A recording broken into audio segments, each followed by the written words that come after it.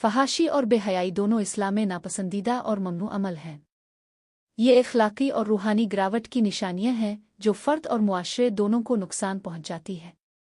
फहाशी का मतलब है गंदी, नापाक, शर्मनाक बातें करना और ऐसे अल्फाज और अफ़ाल का इस्तेमाल जो इंसान की शर्म और हया के खिलाफ हों। बेहयाई का मतलब है शर्म और हया का ख़त्म हो जाना और ऐसे काम करना जो दीन, अखलाक और इंसानियत के खिलाफ हों।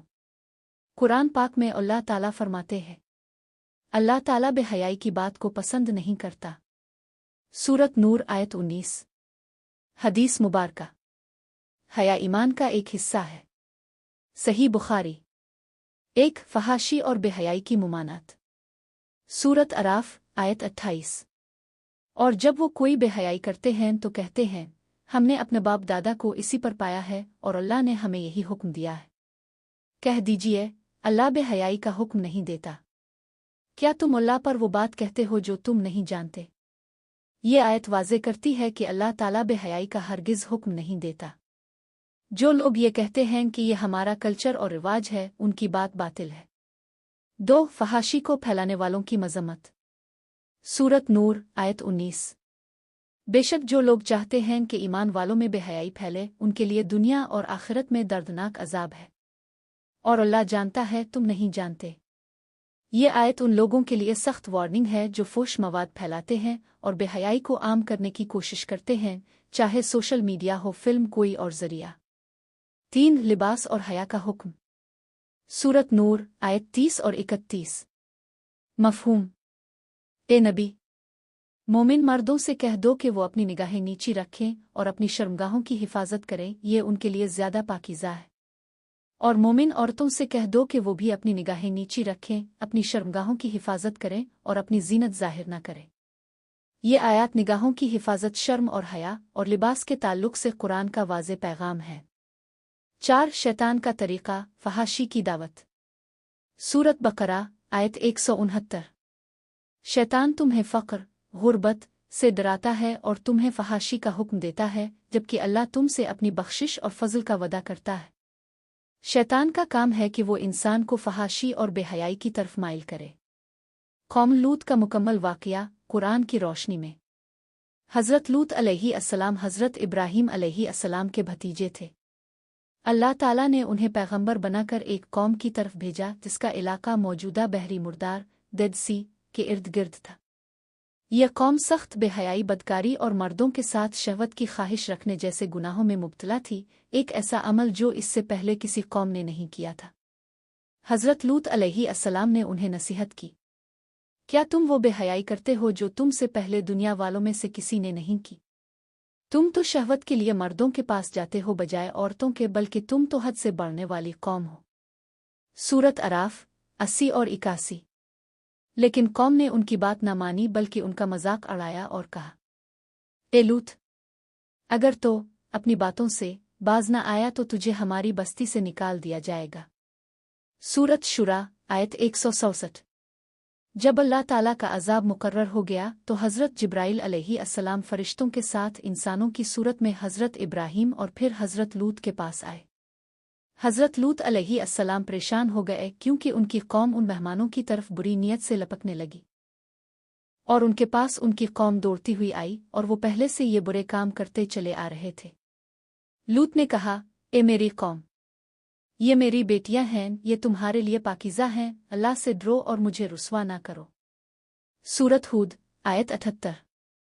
फरिश्तों ने हज़रत लूत को तसल्ली दी, ए लूत, हम तेरे रब के भेजे हुए फरिश्ते हैं, ये लोग तुझ तक हरगिज़ नहीं पहुंच सकेंगे, ताव अपने घर वालों को लेकर रात के वक्त निकल जा। सूरत हूद आयत 81। और फरमाया, सो जब हमारा हुक्म आ गया तो हमने इस बस्ती को उलट दिया और उन पर कंकर वाले पत्थरों की बारिश बरसाई, मुसलसल निशान ज़दा तेरे रब के पास से। सूरत हूद 82 और 83। हज़रत लूत अलैहिस्सलाम की बीवी जो कौम के गुनाहों पर राज़ी थी, अल्लाह ताला के हुक्म से अज़ाब में शामिल की गई और हमने इसे, हज़रत लूत अलैहिस्सलाम को और उसके घर वालों को नजात दी सिवाय इसकी बीवी के, वो पीछे रहने वालों में से थी। सूरत अराफ आयत 83। अल्लाह ताला फरमाते हैं, बेशक इस वाक़या में इन लोगों के लिए बड़ी निशानी है जो इबरत हासिल करने वाले हैं। सूरत हजर आयत 75। ज़ुलेखा और हज़रत यूसुफ़ अलैहिस्सलाम का मुकम्मल वाक़या। हज़रत यूसुफ़ अलैहिस्सलाम को उनके हसद करने वाले भाइयों ने एक कुनवे में फेंक दिया था। वहां से काफ़िले वालों ने उन्हें निकाला और मिस्र में एक अजीज़ वज़ीर के हाथ बेच दिया। और मिस्र में जिसने इसे खरीदा, इसने अपनी बीवी से कहा, इसे इज़्ज़त और एहतराम के साथ रखो, उम्मीद है कि यह हमें फ़ायदा देगा, हम इसे बेटा बना लेंगे। सूरत यूसुफ़ आयत 21। यहाँ हज़रत यूसुफ़ अलैहिस्सलाम इज़्ज़ी मिस्र के घर में परवान चढ़े।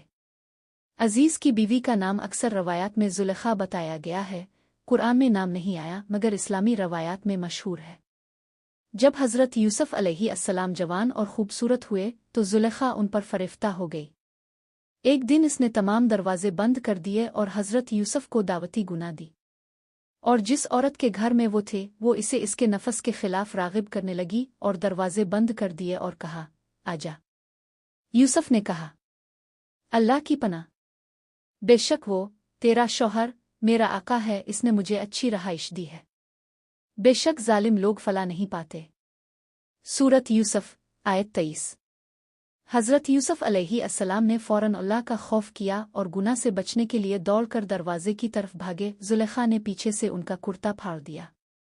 इसी वक्त दरवाजे पर इज़्ज़ी मिस्र आ गया। ज़ुलेखा ने फ़ौरन अपने गुनाह को छुपाने के लिए यूसुफ़ अलैहिस्सलाम पर इल्ज़ाम लगा दिया। इसने कहा, जो शख्स तेरी बीवी के साथ बुरा इरादा करे, इसकी सज़ा कैद और दर्दनाक अजाब के सवा किया हो सकती है। सूरत यूसुफ़ आयत 25। यूसुफ़ ने कहा, इसी ने मुझे मेरे नफस के खिलाफ राग़िब करने की कोशिश की थी। घर वालों में से एक गवाह ने अक्लमंदी से कहा, अगर उसका कुर्ता आगे से फटा हो तो औरत सच कहती है और वो झूठों में से है, और अगर उसका कुर्ता पीछे से फटा हो तो औरत झूठ बोल रही है और वो सच्चों में से है। सूरत यूसुफ़ 26 और 27। जब देखा गया कि हज़रत यूसुफ़ अलैहिस्सलाम का कुर्ता पीछे से फटा हुआ था तो हकीकत खिल गई। इज़्ज़ी मिस्र ने कहा, यूसुफ़, इस बात को जाने दे और ए औरत, अपने गुनाह की मुआफ़ी मांग, बेशक तो खताकारों में से है। सूरत यूसुफ़ आयत 29। ज़ुलेखा की फरेबकारी सिर्फ यहीं ख़त्म नहीं हुई।